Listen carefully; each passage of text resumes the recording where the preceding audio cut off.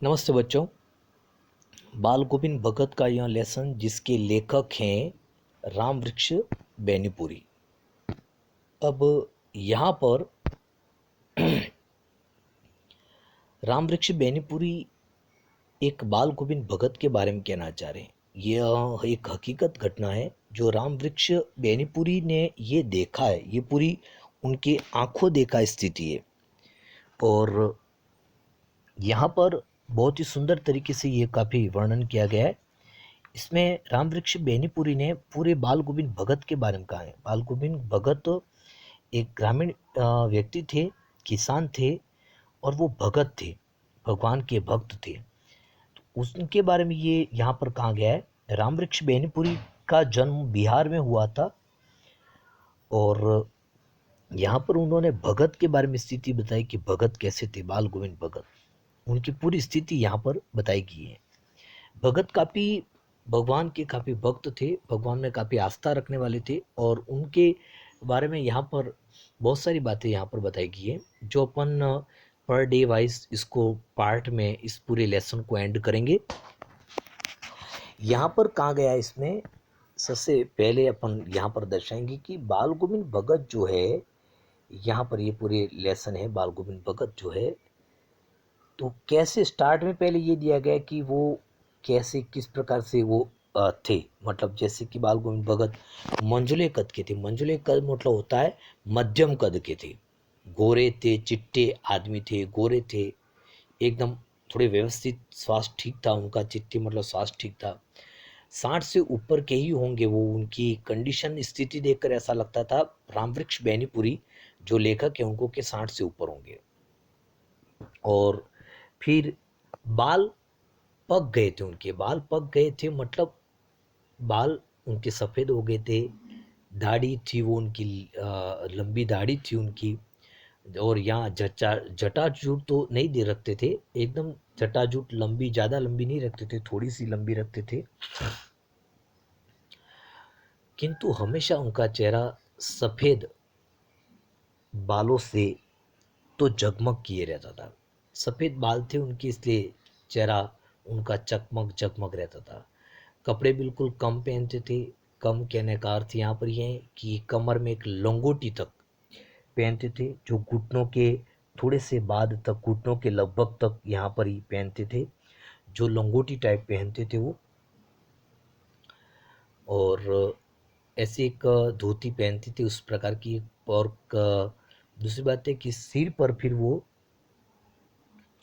कबीर पंथियों की सी, कबीर पंथी जैसे कबीर पहनते थे वैसे ही कबीर को मानने वाले हैं। कबीर पंथी मतलब कबीर को मानने वाले होते हैं। उस प्रकार से कनपट्टी मतलब कान तक ऐसी टोपी पहनते थे। कनपट्टी मतलब कान पर ऐसी टोपी पहनते थे। जब जाड़ा आता है, जाड़ा मतलब जब सर्दी आती है, तब एक काली कमली ऊपर से ओढ़ लेते थे। काली कमली मतलब, कमली मतलब होता है कंबल होता है। एक एक शब्द पर थोड़ा ध्यान रखना है हमको। कंबल मतलब होता है ये कमली मतलब होता है कंबल होता है। मस्तक पर हमेशा चमकता हुआ रामानंदी चंदन रहता था। रामानंदी चंदन मतलब ये रामानंदी, राम को रामानंद जो स्वामी थे उनके मानने वाले थे। वहाँ जो चंदन लगाया करते थे अक्सर जो भी लोग थे, उसी प्रकार का रामानंदी चंद नाम दिया गया। तो उस प्रकार से वो चंदन लगाया करते थे, जो नाक के एक छोर से ही और टीके की तरह होता था। नाक के एक छोर की तरह होता था और एक टीके की तरह होता था। गले में तुलसी की जड़ों की एक बेडोल माला होती थी। तुलसी की एक बेडोल मतलब ऐसे क्रम से नहीं, नॉर्मल ऐसे अनगढ़ जैसी एक है ना, ऐसे माला होती थी। तो यहाँ पर ये कंडीशन बताई गई है इस पूरे में कि यहाँ पर बाल गोविंद भगत किस प्रकार से रहते थे, कैसे थे, ये बताया गया है। अब आगे यहाँ बताया जा रहा है कि ऊपर की तस्वीर से यह नहीं माना जाए कि बाल गोविंद भगत साधु थे। अब ऐसा ही नहीं माना जाए कि केवल वे साधु थे, नहीं, बिल्कुल गृहस्थ। और न ही बिल्कुल गृहस्थ और बिल्कुल गृहस्थ भी नहीं थे।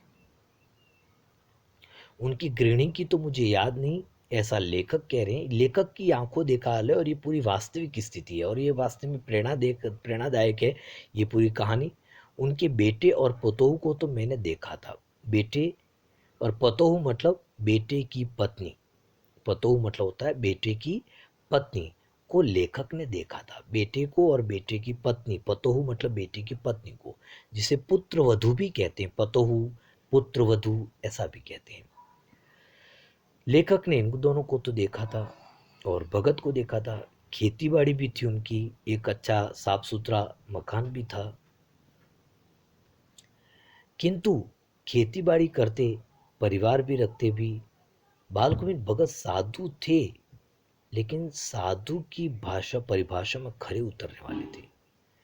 वो गृहस्थी रहते हुए साधु थे, गृहस्थी का काम करते हुए साधु का काम करते थे, ऐसे थे वो।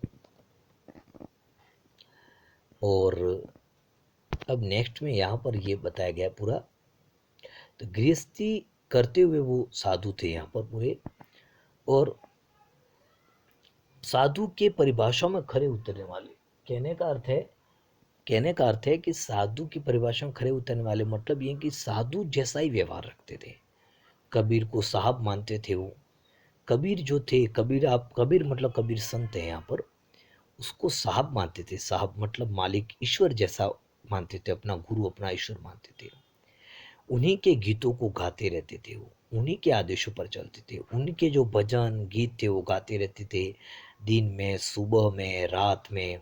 उनके साथ कुछ लोग जो रुचि रखते थे वो आते थे और अपनी खंजड़ी बजाकर गाते रहते थे। उनके आदेशों पर चलते थे वो, उनके आदेशों पर चलते थे मतलब जैसे कि वो जैसा उन्होंने लिखा है, जैसा उन्होंने कहा है, कबीर जैसा मानते हैं कि ऐसा रहना चाहिए, आडंबर नहीं करना चाहिए। और ठीक है ना, इस प्रकार से जो भी इस प्रकार से चीज़ें थी वो मानते थे। उनके लिए सभी ईश्वर एक है, ऐसा वो मानते थे। उसी प्रकार से बाल गोविंद भगत भी ऐसा ही रहते थे। कभी वो झूठ नहीं बोलते थे बाल गोविंद भगत, खरा व्यवहार करते थे, स्पष्ट कह देने वाले थे। खरा व्यवहार मतलब स्पष्ट, गलत है तो गलत, सही है तो सही। किसी से भी दो टूक बात करने में संकोच नहीं करते थे। जो कुछ भी अगर गलत है तो दो टूक उनको कह देते थे कि गलत नहीं करना चाहिए, गलत है। न किसी से खामा का झगड़ा मोल लेते। ऐसा नहीं कि खामा का किसी से ऐसे ही झगड़ा कर लिया ने, कुछ सामान्य बात में झगड़ा कर लिया या कोई बात ही नहीं उसमें विशेष झगड़ा कर लिया, ऐसा कुछ नहीं था उनका। किसी भी किसी की चीज नहीं छूते थे, बिना पूछे बिना कहे ऐसी किसी की चीज छूते नहीं थे। तो न बिना पूछे व्यवहार में लाते थे। अगर व्यवहार में उनको लाना, उस चीज का कोई काम उपयोग में लाना हो तो वो बिना पूछे उस चीज को व्यवहार में नहीं लेते थे। इस नियम को कभी कभी इतनी बारीकी तक ले जाते थे कि लोगों को कुतूहल हो जाता। ये सब जो चीज़ों को वो ध्यान रखते थे, वो इतनी बारीकी तक ले जाते थे इन चीज़ों को कि लोगों को वास्तव में एक आश्चर्य हो जाता। कुतूहल मतलब एक आश्चर्य जैसा आश्चर्य हो जाता है, यार गजब है यार, ये व्यक्ति भी गजब है यार, मतलब हर चीज को ध्यान से रखते थे। कभी वो दूसरों के खेत में शौच के लिए नहीं बैठते थे। गृहस्थ थे लेकिन उनकी सब चीज साहब की थी। कभी वो खेत में शौच के लिए नहीं बैठते थे, खेतों दूसरों खेतों में। गृहस्थ थे लेकिन उनकी सब चीज साहब की थी। साहब की मतलब कबीर जी की मानते थे वो। जो कुछ खेत में पैदा होता था वो सिर पर लांद कर लाते थे और उसे साहब कबीर के दरबार में, कबीर के मंदिर में रख देते थे। और घर से 4 कोस दूर पर था उनका घर, 4 कोस दूर, थोड़ा लंबा दूर था। कोस मतलब यहाँ दूरी बताया गया है। कबीरपंथी मठ से मतलब है यहाँ पर, कबीरपंथी मठ यहाँ पर मतलब 4 कोस दूर था एक कबीरपंथी मठ से, मतलब 4 कोस दूर मतलब उस कबीरपंथी मठ से, मंदिर से, मठ मतलब मंदिर से उनका घर इतना दूर था। वह दरबार में भेंट रूप रख लिया जाकर प्रसाद रूप में उन्हें मिलता था। वो ये सब अनाज जो था वो दरबार में ले जाते थे और दरबार में फिर उनको प्रसाद तुम्हें जो मिलता था वो अपने घर ले जाते थे और पूरे वर्ष फिर अपना उसी से गुजारा चलाते थे। ये इस प्रकार के कबीर थे यहाँ पर। इन सब के ऊपर मैं तो मुग्ध था। कौन मुग्ध थे? यहाँ पर लेखक मुग्ध थे।